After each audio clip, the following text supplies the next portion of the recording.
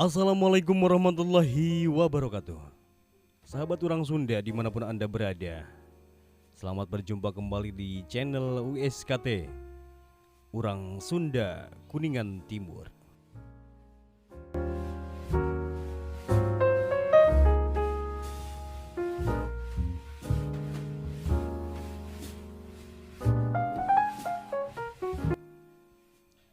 Di video kali ini saya akan mencoba menjelaskan kilas sejarah Kuningan, sejarah hari jadi Kuningan, yang mana ditetapkan oleh pemerintah Kabupaten Kuningan pada tanggal 1 September setiap tahunnya.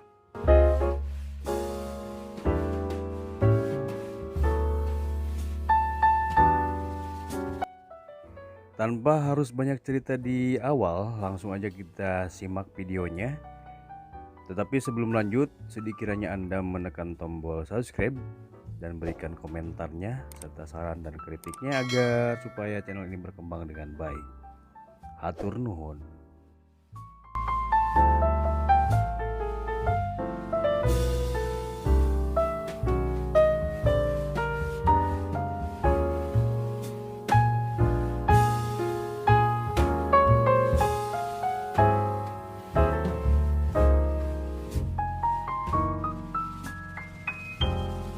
Kilas Sejarah Kuningan. Pemerintah Kabupaten Daerah Tingkat 2 Kuningan telah menetapkan Peraturan Daerah Nomor 21/DP.003 huruf Romawi 12/1978 tanggal 14 Desember tahun 1978 tentang sejarah dan hari jadi Kuningan. Berdasarkan peraturan daerah tersebut, sejarah Kuningan disusun sejak mulai ada tanda-tanda pemukiman atau perkampungan yang telah mempunyai pemerintahan hingga perkembangannya sampai sekarang.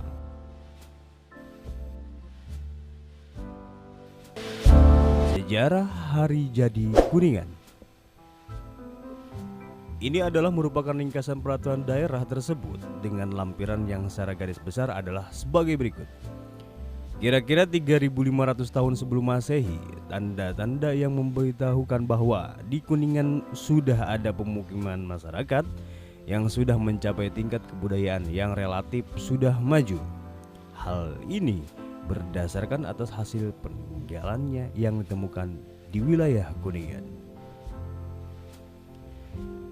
Suatu pemukiman masyarakat dimaksud baru terwujud dalam bentuk suatu kekuatan politik seperti negara sebagaimana dituturkan dalam cerita Parahyangan dengan nama Kuningan pada tanggal 11 April 732 Masehi.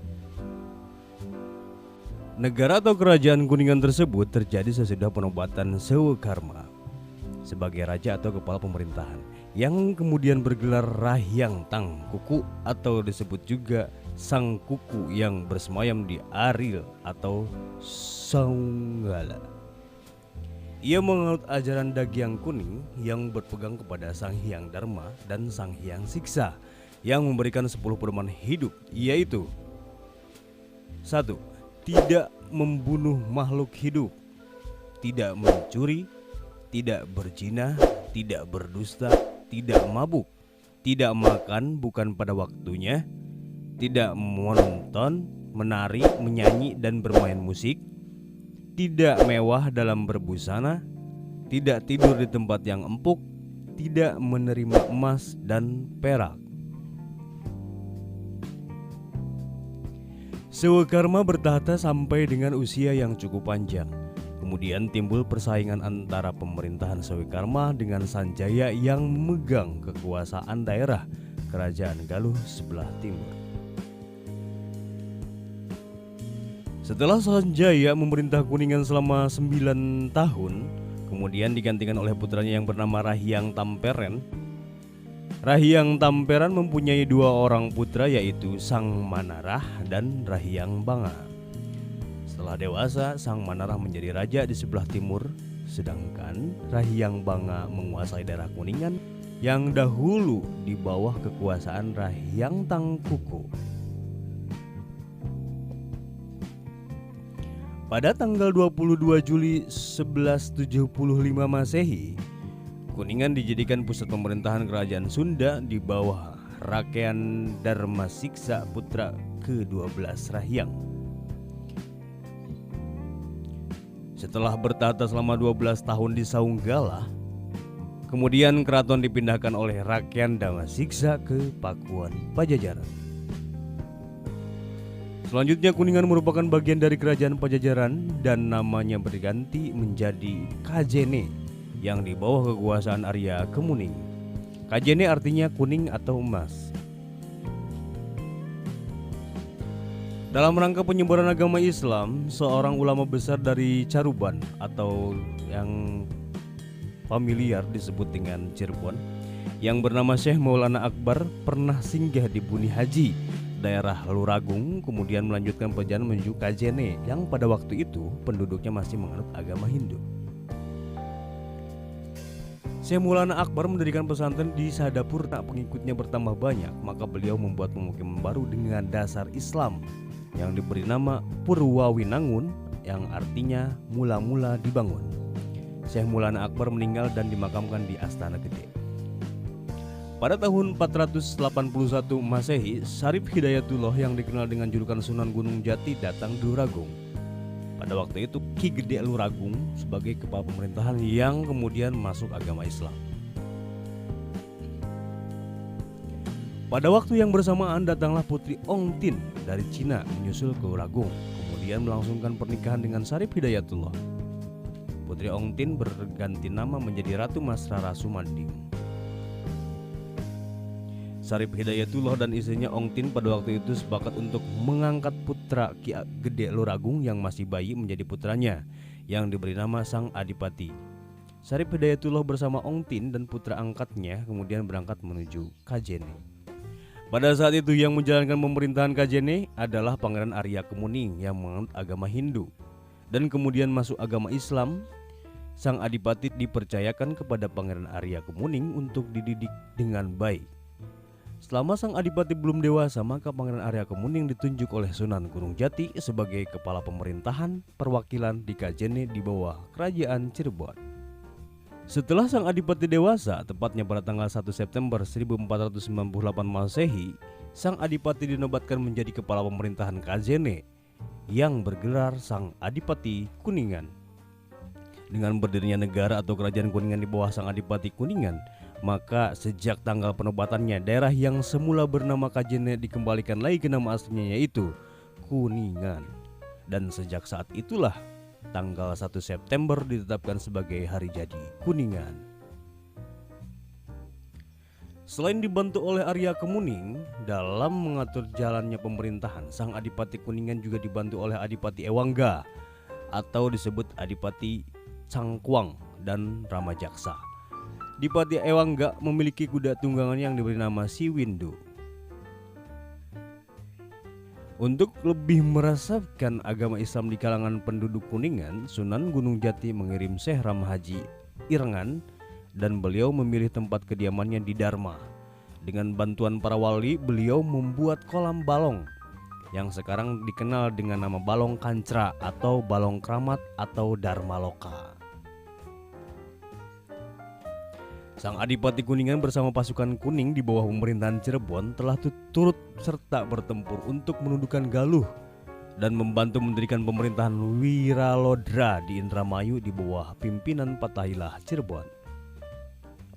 Pasukan kuning juga ikut menggempur Sunda Kelapa dan turut serta mendirikan pemerintahan Jayakarta, sehingga pasukan dari Kuningan ada yang menetap di Jayakarta dan sekarang nama Kuning terukir menjadi nama salah satu kelurahan di wilayah Jakarta Selatan, yaitu Kelurahan Kuningan.